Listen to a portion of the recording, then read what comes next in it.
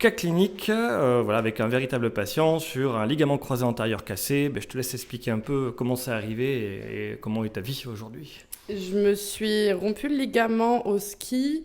En fait, mon genou s'est retourné et j'ai eu une grosse douleur pendant des mois et des mois. Et j'ai jamais fait d'opération ni de kiné et j'ai attendu que ça passe.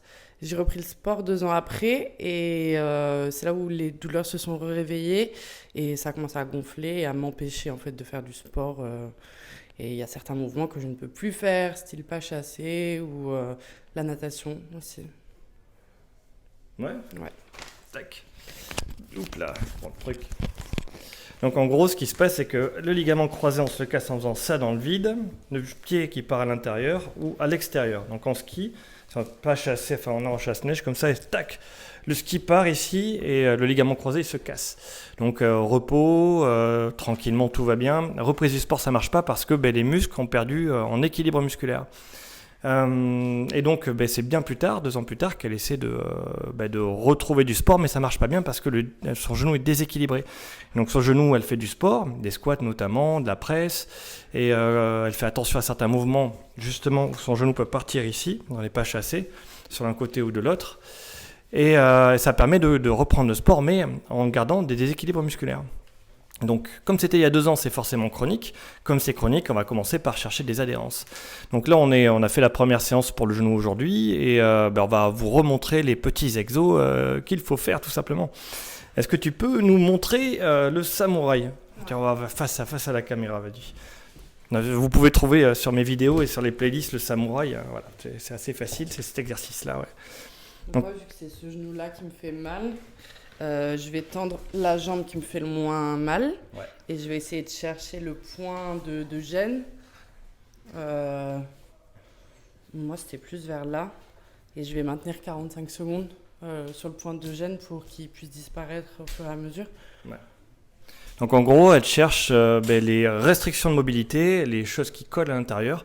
Elle va maintenir la position, ça c'est le samouraï modifié. Et une fois que ça va lâcher, ça va durer 2 heures. Dans 2 heures, ça va revenir. Elle peut recommencer dans 2 heures ou le lendemain. Au bout de 3 semaines en général, on ne sent strictement plus rien. C'est quelqu'un d'hyperlaxe, attention. Donc pour elle, les petits points d'adhérence qui la gênent sont des gênes immenses. Alors que pour moi qui suis très très raide, ça se voit de suite. Et en général, dès que je me blesse, c'est affreusement raide. Donc samouraï, premier exercice. Deuxième exercice.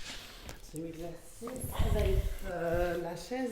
Chaise contre le mur. Donc, pour rappeler, le quadriceps est un muscle oxytonique qui permet de maintenir la rotule ainsi que l'axe du genou, c'est-à-dire l'axe du fémur sur le tibia lorsqu'on est à faible énergie, lorsqu'on marche, lorsqu'on se tient debout.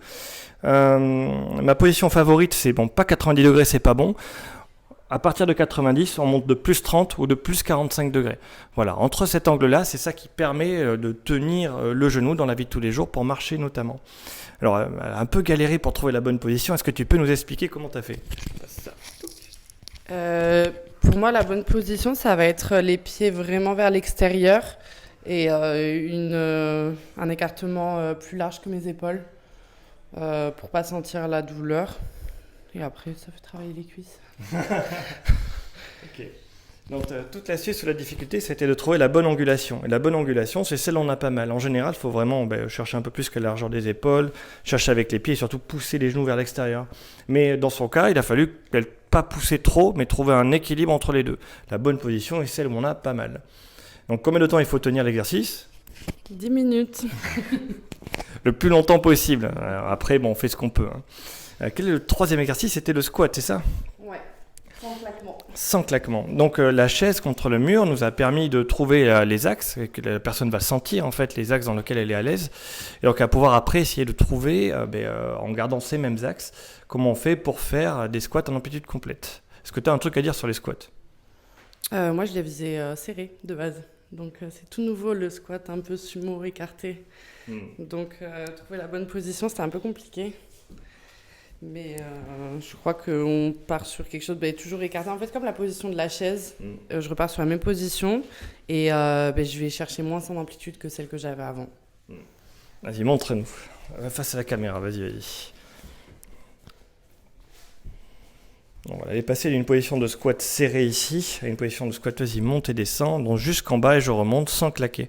Au début ça a été un peu difficile de trouver la position parce qu'elle est partie de ce qu'elle connaissait où elle était déséquilibrée. Là c'est pas du tout les mêmes muscles qui travaillent et les genoux chutent à l'intérieur.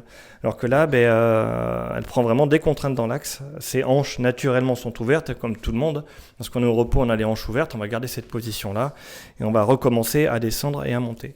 Dans son cas, elle avait c'est l'autre genou, c'est pas ce genou-ci où elle a mal, c'est l'autre qui avait un problème. Et donc, pour l'aider un petit peu, alors je vais montrer sur celui-là, mais je mettais une petite cale derrière avec mes doigts, vas-y, descends, et je l'aidais tout simplement. Elle appuyait contre et je l'aidais à tirer, à tirer un peu vers l'extérieur pour l'aider à augmenter la pression externe. Alors, comme j'ai dit tout à l'heure, ligament croisé, il se pète en faisant ça. Donc, on va essayer de faciliter les glissements en rotation externe de l'autre côté lorsqu'on fait du squat. C'est là où le genou sera stable. Voilà, il reste un dernier exercice qu'on a fait qui est la levée de fesses sur la chaise. Donc j'ai cherché une chaise parce que j'ai oublié d'anticiper quoi que ce soit. Hop.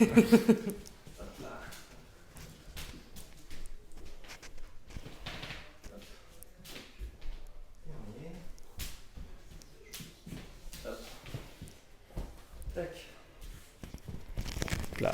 Et voilà, c'est bon, tout est posé. Alors voyons voir, la chaise. Alors ça c'est pour les ischio-jambiers, toujours, pour qu'ils puissent bien tenir l'axe du fémur sur le tibia. Donc les pieds sont vers le ciel, les genoux axés, je monte, je descends les fesses, je peux m'aider avec les mains. Voilà. Si je mal au genou, en antéro-interne de la rotule, côté intérieur de la rotule, sur mon genou qui me fait mal, eh bien, je mets plus de poids sur mon autre jambe et je sais de balayer une amplitude où j'ai pas mal.